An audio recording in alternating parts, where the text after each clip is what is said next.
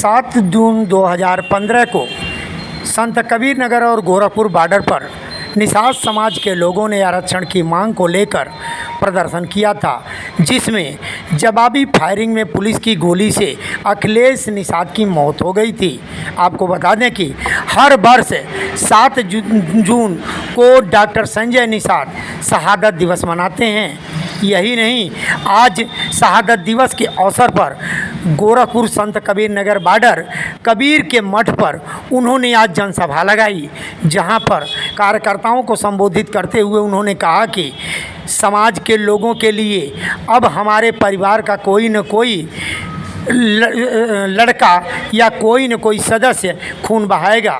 यही नहीं, आपको बता दें कि डॉक्टर संजय निषाद मीडिया से बात करते हुए भावुक हो गए, रो पड़े और उन्होंने रोते हुए कहा कि समाज के लिए हम और हमारा परिवार हमेशा ऋणी रहेगा और हमेशा आगे चलने का काम करेगा। यही नहीं, आपको बता दें कि जनसभा में भारी संख्या में लोग दूर दराज से पहुंचे हुए थे। साथ ही साथ डॉक्टर संजय निषाद ने मीडिया से क्या कहा, आइए जानते हैं। आज किस तरह का शहादत समारोह है, क्या रहा? देखिए, आज मेरा 7 जून 1965 को मेरा जन्म हुआ था और उस दिन यही जगह था कबीर दास जी शांति का संदेश दुनिया में दिए थे और उन्होंने कहा था कि चलो तो चाकी देखकर कबीरा दिया रोए, दो पाटन के बीच में सबूत बचाने को।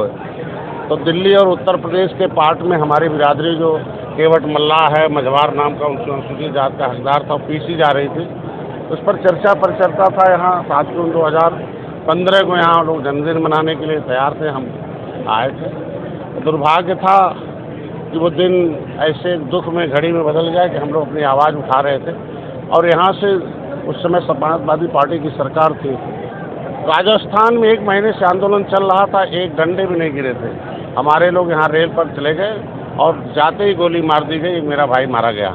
37 लोगों को जेल में ठूसा गया। मेरा भाई को पॉलीथीन में घिरा के लेके गए और उस एक तरीके से अंग्रेज़ों से ज़्यादा क्रूरता थी। किसी अस्पताल में ले गए होते, जान बच जाती। हम लोग अस्पताल खोज रहे थे।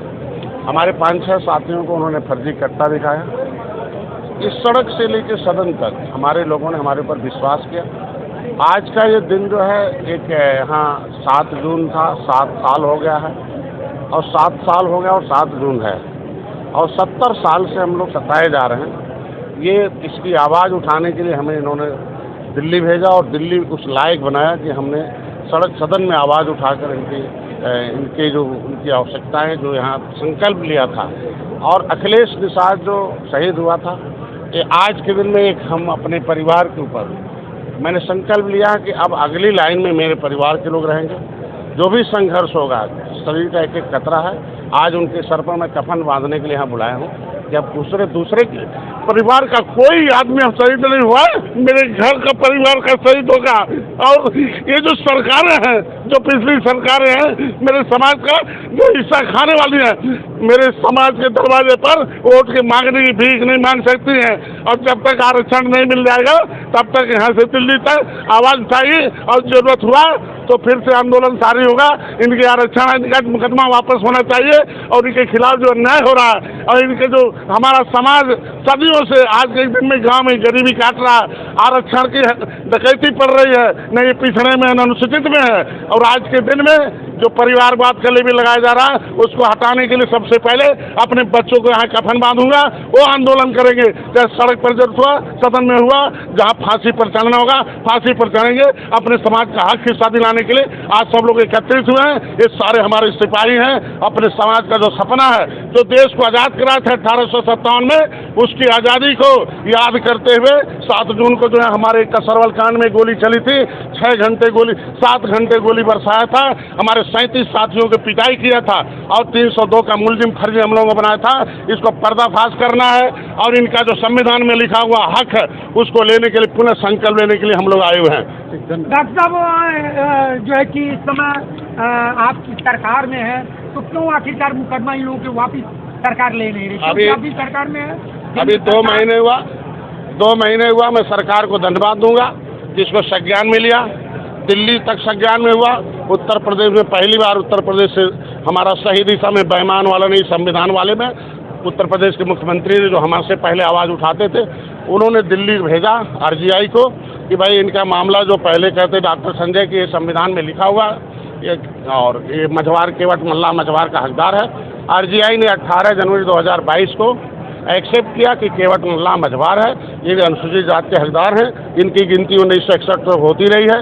अब सामाजिक न्याय मंत्रालय को गया हुआ संवैधानिक है, सिस्टम से चल रहा, निर्णायक दौर पर है। और लेकिन निश्चित रूप से पाता वही है जो संघर्ष करता है, पाता जो है वही इकट्ठा होता है। तो अब तक हमारे समाज के लोग देते रहे, सरकार के साथ आवाज़ उठ रही है। अभी मैंने अपने प्रोटोकॉल को तोड़ते हुए अभी राज्यपाल के धन्यवाद प्रस्ताव में अपने समाज की आवाज़ उठाई है। अभी जो है जो बजट सत्र था उसमें भी इनके हक हिस्से के लिए जो इनका बनता है, अभी तक पहले तक राजनीति के शिकार थे, बजट के शिकार थे, पहली बार हिस्सेदार बनाने के लिए इनकी योजनाएं बनवा रहा हूं, इनके लिए काम कर रहा हूं। मैं भारतीय जनता पार्टी से अपील भी करूंगा, सरकार के साथ हूं और उसका चल रहा है। जब भी मौका मिलता है, चाहे सदन में हो चाहे उत्तर प्रदेश में, आवाज़ उठाई जाती है। और समाज के लोगों का कहना है कि कबीर निषाद समाज से आते हैं। निश्चित रूप से देखिए, जाल से जुलाहा होता है, जाल जब बिनता है, घना बिनता है तो जलाहा होता है, जलाहा जाल बिनने वाला कपड़ा बिनने लगता है, उसे जुलाहा कहते हैं। और हमारे समाज के लोग थे, सारे लोग हैं और कबीर दास की इस स्थली को हमेशा याद रखेंगे। हम लोगों ने इतिहास में इस जगह को हमें दर्द मिला है और यहीं से हमारे लोगों को हिस्सा भी मिलेगा।